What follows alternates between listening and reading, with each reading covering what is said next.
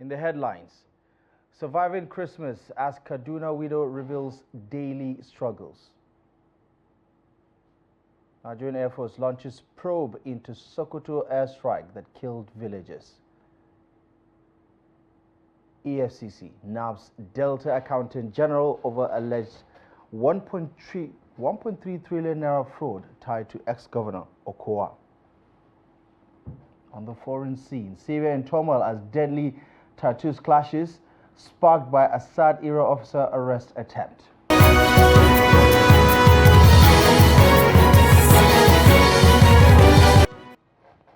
Welcome to the news once again. Now, while many Christians celebrate Christmas by sharing food, drinks and gifts with loved ones, others, like some widows and less privileged individuals in the society, are facing the day amid struggles to survive. Rhoda Danjuma, a widow residing in Lusawa, Rumi in Chiku local government area of Kaduna State, is one among those for whom Christmas is just a reminder of their daily challenges. Trust TV's Bello Musa has more on her story. Like many faithful, Rhoda Danjuma attended the Christmas church service. Exchanging greetings with fellow church members provided her a brief respite from her difficult reality, offering moments of consolation and hope. After the service, families returned home to enjoy the variety of meals they had prepared for Christmas.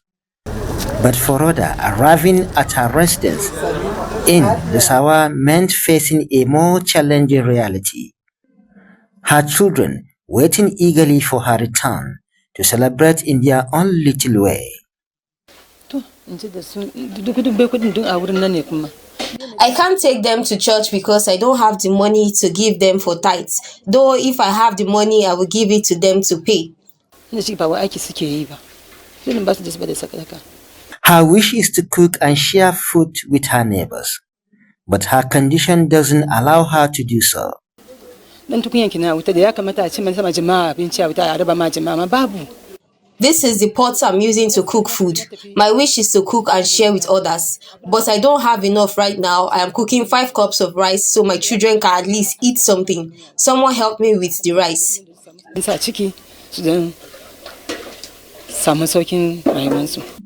Rhoda lost her husband 4 years ago and has been left to care for their 6 children.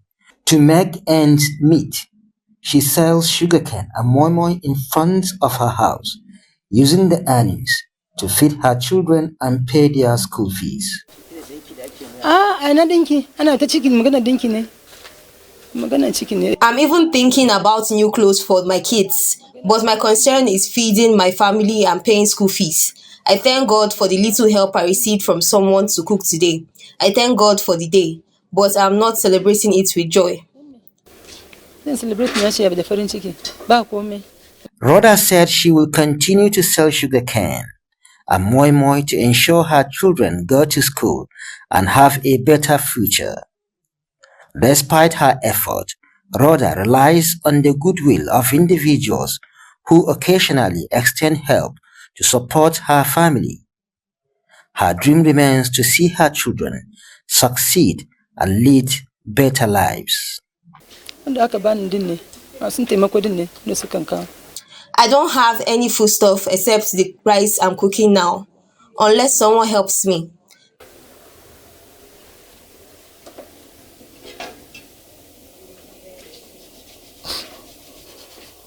The resilience and determination of widows like Rhoda serve as a stark reminder of the struggles many endure during festive periods. Even in the face of adversity, they cling to hope, striving for a brighter tomorrow for their children.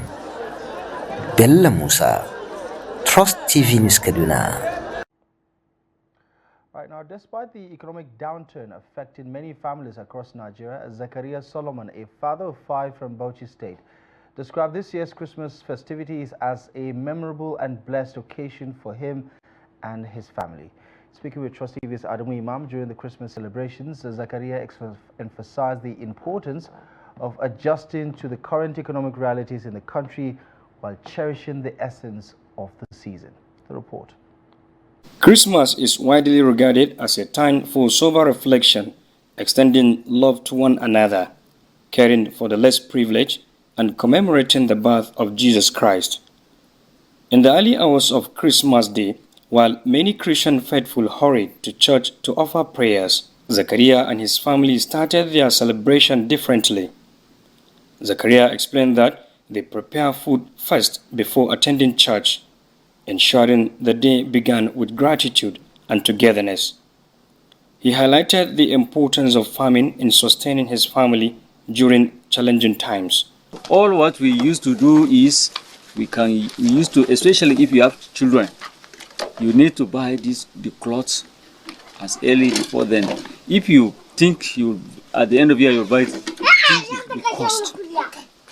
So as early as possible, around that August, September, October, make sure you get all the clothes for your children, so that on the celebration day they can wear new clothes like their brothers and sisters. Zachariah's wife Rota and their children were equally engaged, tidying up and preparing to attend church services.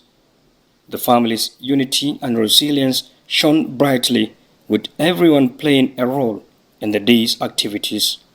They understand the situation have already changed. What they used to get before, they are not getting it now.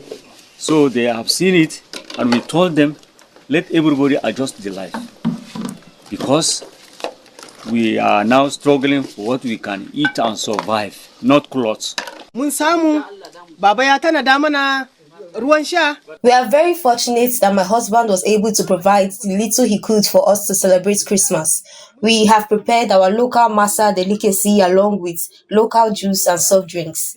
We will eat and also share the food with our neighbors despite the economic hardship. We are grateful to God for keeping us alive to witness this year's Christmas celebration. Many others did not have this opportunity to observe the festivities.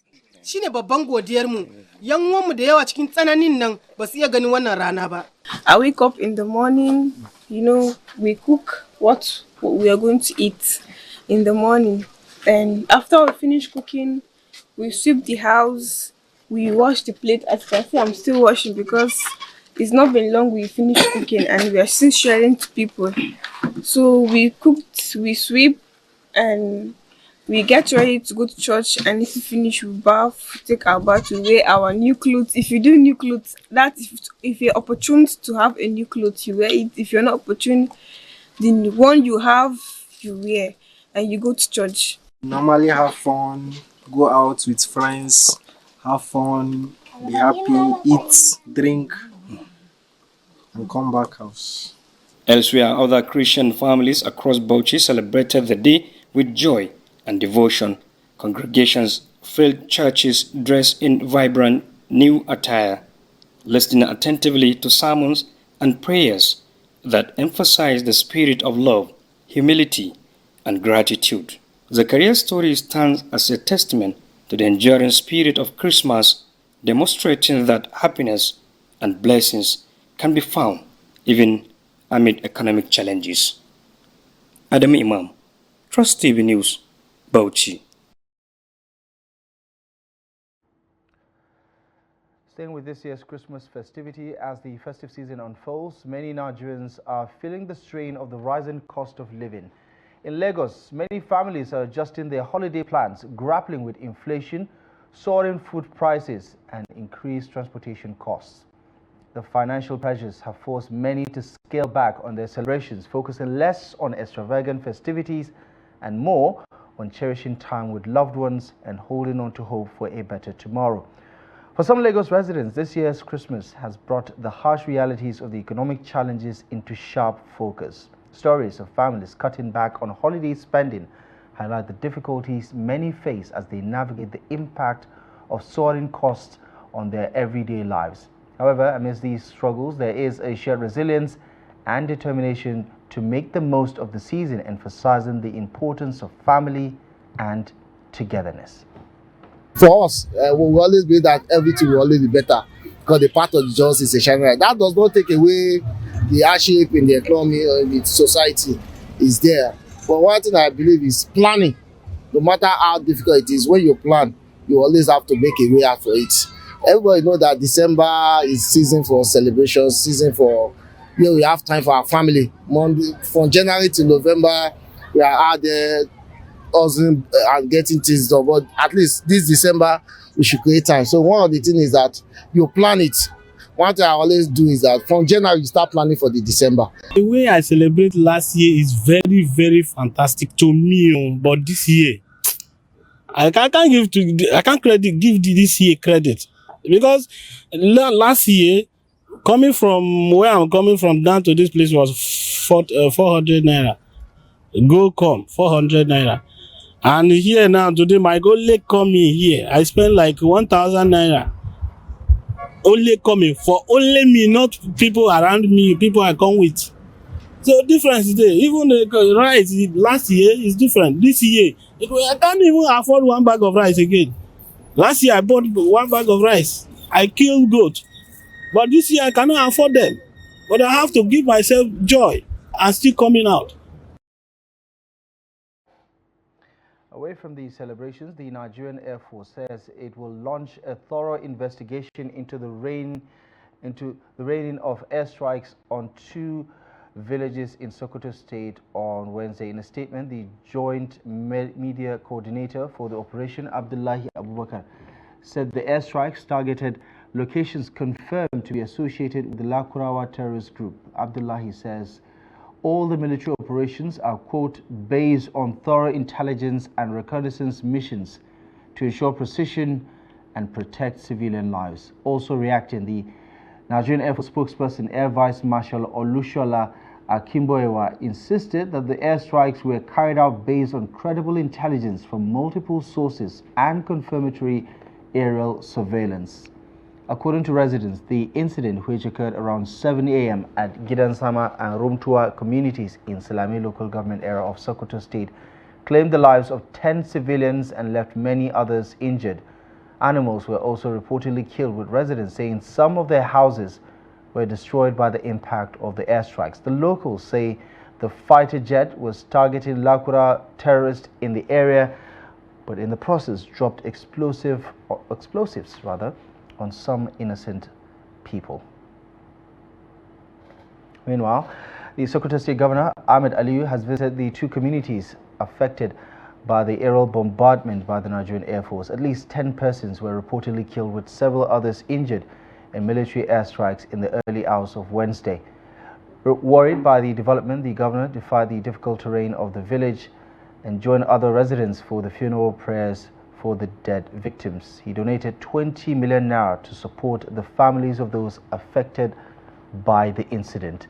He was accompanied by the All Progressive Congress leader in the state, Senator Ali Wamako, and the Minister of Labour and Employment, Muhammad Maigari Dingyadi.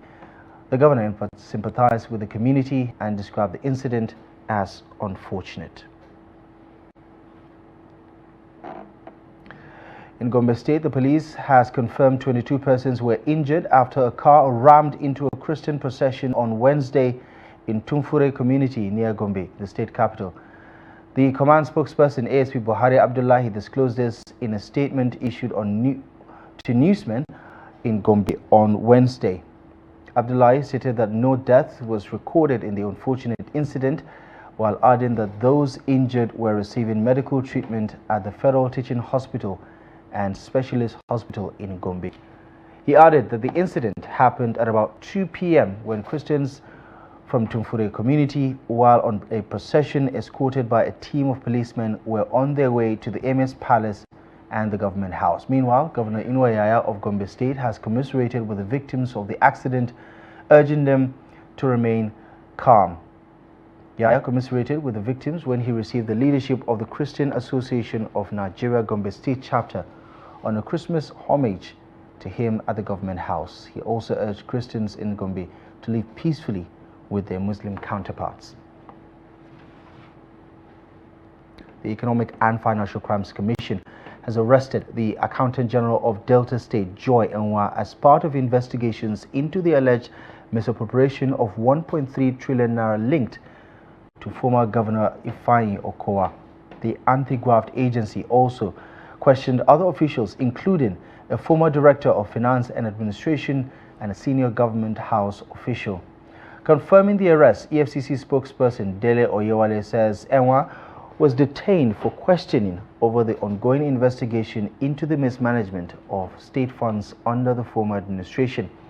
According to Oyewale, the funds in question reportedly include portions of the 13% derivation allocation which was meant for oil-producing states.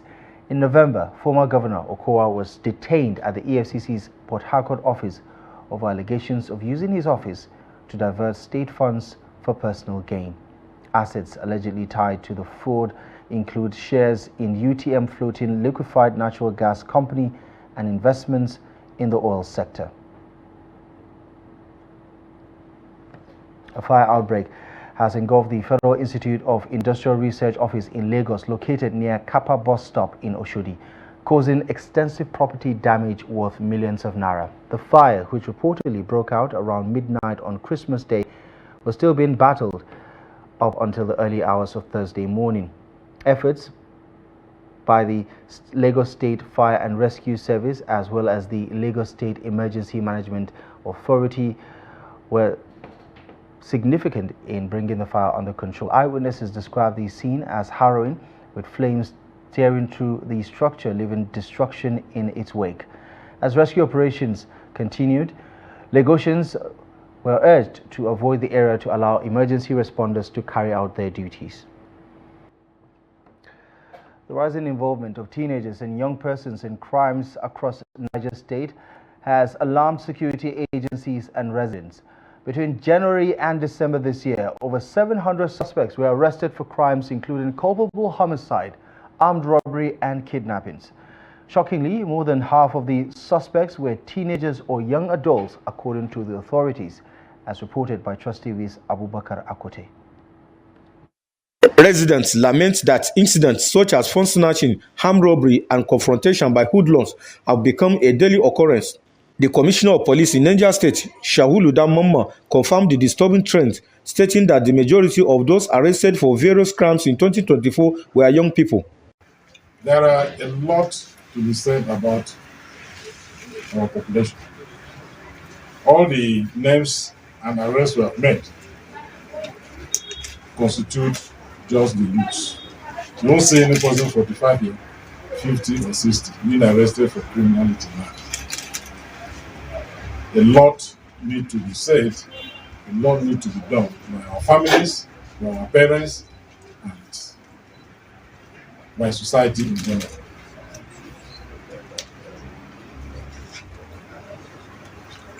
We are liaising, we are partnering with relevant stakeholders to begin to deal with these issues from the roots. Getting out to arrest, prosecuting every day, we are only doing window dressing. We must get to the root to stop this menace. He urged the government to prioritize skill acquisition programs and youth empowerment initiatives to redirect young people's focus away from criminal activities. Security expert Dr. Kamar Amza attributed part of the problem to parental neglect, emphasizing the need for parents to play a more active role in guiding their children. The background of this challenge has been from the home. That was the first school. The parents no longer have real control of their children's behavior. The moral upbringing is so bad because parents are not being able to treat their children. So the children go out anytime they want and return anytime they want. In the past, every child that goes out must come back before sunset. But now you see children roaming about in the streets. At times you see them at gatherings, like they call it chambers, where they just discuss football and so on without thinking of where their next meal will come from. The second challenge is the lack of employment. People are not engaged. The idle mind is the devil's workshop. He also called on the government to engage young people in meaningful ventures, highlighting the critical role such efforts play in securing a brighter future for the nation. Abubakar Akote, Trust TV News, Minna. In other news, the National Bureau of Statistics has earmarked 35 million naira in its 2025 budget proposal for, quote, capacity building on cybersecurity and data center management following a cyber attack that compromised its website in December this year. The breach, disclosed via the Bureau's official X account, led to warnings for the public to disregard information on the platform, raising concerns about the agency's digital infrastructure. In addition to cybersecurity, the Bureau has outlined several initiatives in its 9.8 billion naira budget aimed at modernizing operations and improving service delivery. Among these are 500 million naira for the labor force survey, 80 million naira for the consumer price index production, and 60 million naira for quarterly GDP compilations, among many others. As Nigeria's primary source of statistical data, the NBS's vulnerability underscores the critical need for cybersecurity enhancements. Away from Nigeria, a Syria war monitor said 17 people were killed on Wednesday in clashes at Tartus province after security forces sought to arrest an officer under deposed leader Bashar al-Assad, who was linked to a notorious prison. The Syrian Observatory for Human Rights says 14 members of the General Security Force of Syria's new authorities were killed, along with 3 armed men in Kirbet al-Maza, raising an earlier toll of 9. Forces had sought to arrest an officer who was among those responsible for the crimes of the Saidnia prison. New Interior Minister Muhammad Abdul Rahman said in a statement that 14 Interior Ministry personnel were killed and 10 others wounded. The doors of Syria's prisons were flung open after rebels led by Islamist group Hayat Tahrir al-Sham ousted Assad this month, more than 13 years after his brutal repression of anti-government protests triggered a war that has killed more than 500,000 people. And in sports, Nigeria Super Eagles and Fulham midfielder Alex Iwobi has sent a warning signal to London rivals Chelsea ahead of today's meeting. Both sides will clash on the Boxing Day at Stamford Bridge, and Fulham is aiming to break the 45 years Boxing Day game against the Blues. Iwobi admitted that Chelsea possess quality to win games, but stated that it will be war. Iwobi has scored 5 goals and 3 assists this season. Love Iwobi, but they will be humbled. Well, that is the latest on Trust News Update at this hour. We'll be back later at 4, so feel free to check in for the latest news. For now, follow us across our social media platforms just to stay in touch. My name is Abdullahi Ahmed. Thank you for your time.